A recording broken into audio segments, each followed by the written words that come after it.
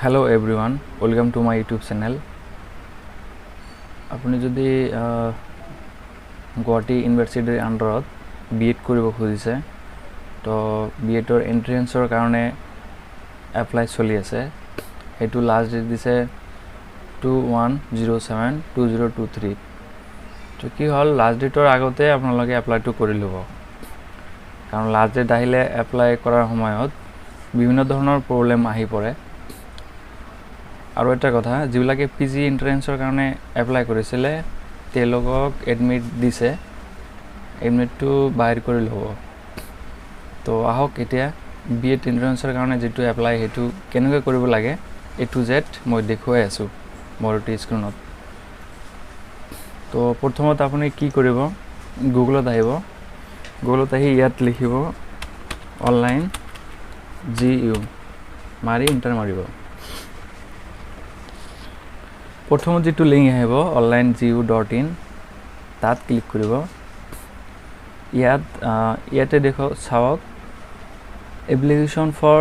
b.ed entrance examination 2023 click here to apply তাত click কৰি দিব ইয়াত প্ৰথম যেটো লিংক আছে ক্লিক here হেতুত ক্লিক কৰি দিব ইয়াত আপোনাৰ মোবাইল নম্বৰটো লিখিব আৰু ডেট অফ বাৰ্থ লিখি দিব ইয়াত স্টাৰ্ট বুটামটো ক্লিক কৰি দিব তাৰ পিছত আপোনাৰ এনেকুৱা এটা পেজ আহিব পাৰ্সোনাল ডিটেইলছ লিখা বুলি ইয়াত আপোনাৰ ফাৰ্স্ট নেমটো লিখিব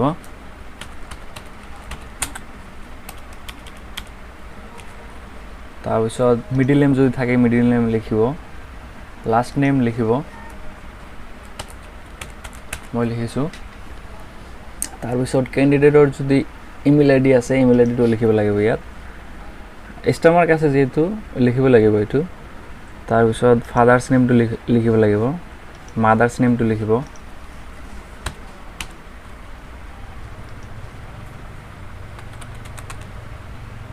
তাৰ পিছত পেৰেন্টস মোবাইল নম্বৰটো লিখি দিব পেৰেন্টস ইমেইল আইডি এটো অপচনাল নালাগে জেন্ডাৰ সিলেক্ট কৰিব ক্যাটাগৰীটো সিলেক্ট কৰি লব তাৰ পিছত কাস্টটো অপচনাল এটো দিব নালাগে দিলে হ'ব নিদিলে হ'ব ৰিলিজনটো সিলেক্ট কৰিব আৰু নেশনালিটি এটো থাকিবই ডোমিসাইলটো থাকিবই আধাৰ নাম্বাৰ যদি আছে দিয়ক না থাকিলে নাই তাৰ পিছত আৰু ডিসেবিলিটি এভেলেট তো যদি আছে দিব আৰু যদি নাই বাদ দিয়ক নো মাৰি দিলে হ'ল Do you belongs to EWS category যদি EWS category আপুনি পৰে যদি সাৰ্টিফিকেট আছে সাৰ্টিফিকেটটো দি দিব মোৰ নাই মই নি দিও নো মাৰি দিব তাৰ পিছত সেভ পাৰ্সোনাল ডিটেইলছত ক্লিক কৰিব সেভ হৈ যাব তাৰ পিছত আহিব এড্ৰেছ ডিটেইলছ ইয়াত এড্ৰেছটো লিখিব আপোনাৰ যেটো এড্ৰেছ হয়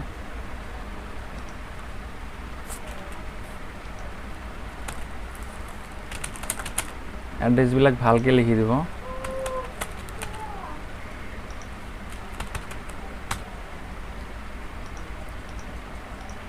পিনটো লিখি দিব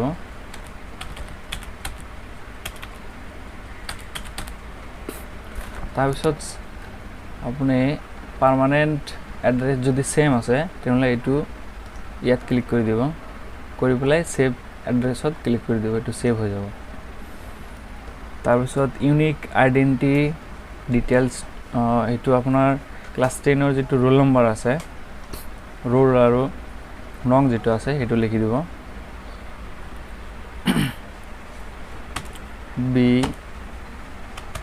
যাৰ যেটো আছে এটো দি দিব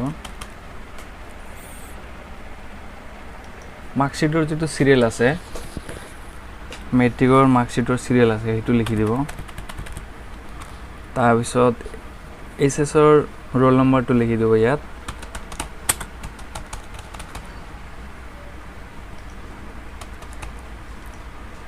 মাৰ্কশিট সিৰিয়াল নাম্বাৰ যেটো আছে এটো লিখি দিব তাৰ পিছত সেভ মাৰিব মাৰাৰ পিছত আপোনাৰ প্ৰিভিয়াস কোৱালিফিকেশন ডিটেইলছটো লিখি দিব SSLC ৰোল নম্বৰ লিখিব তাৰ পিছত আপুনি ষ্টেটাছ লিখিব পাস স্ট্ৰীমটো লিখিব নালাগে ইয়াৰটো লিখিব কোন চনত পাস কৰিছে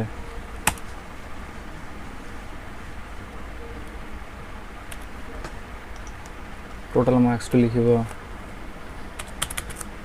কিমান পাইছে সেইটো লিখিব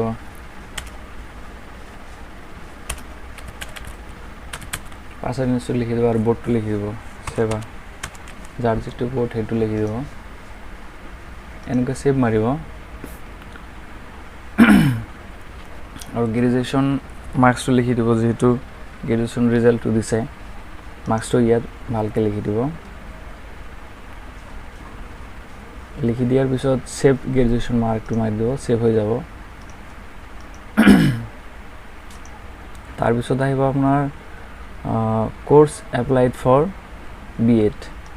ইয়াত ক্লিক কৰি দিব আৰু সেন্টাৰ যেটো আপুনি চুজ কৰিব হেতু দি দিব আমি ধুবুৰী দিছো আপোনাৰ ফটোবিলাক আপলোড কৰি দিব ইয়াত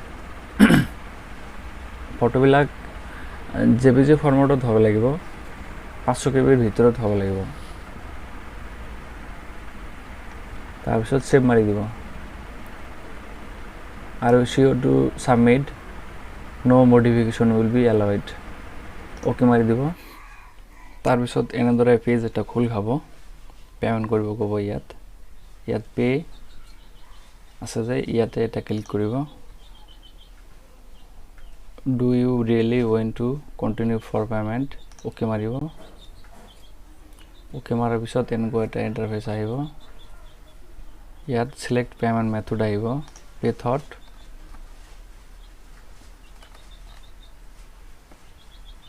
payment gateway click here to payment etu যাব ওকে মাৰিব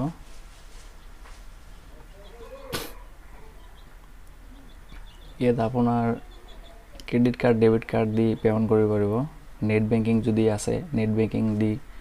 দিব পাৰিব পইচা ইউপিআই তো দিব পাৰিব ওয়ালেটছৰ পৰা দিব পাৰিব কিউআৰ কোডৰ পৰা দিব পাৰিব আপোনাৰ যেটো সুবিধা হয় হেতুৰ পৰা দিব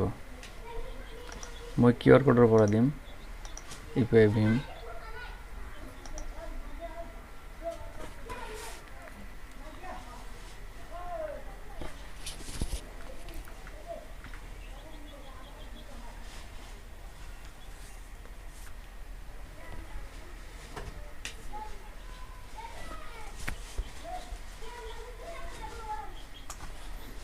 इनको जिते पेमेंट मारिम ऑटोमेटिक पेमेंट रिसिप्ट तो आई गइबो यात अपनी डाउनलोड रिसिप्ट एटु पीडीएफ डाउनलोड কৰি ৰাখিব আৰু এটু গো টু ইয়োৰ পেজ এটু গলে আপনি চাব পাৰিব এটু আছিল আপোনাৰ B.ed এন্ট্ৰেন্সৰ এপ্লাই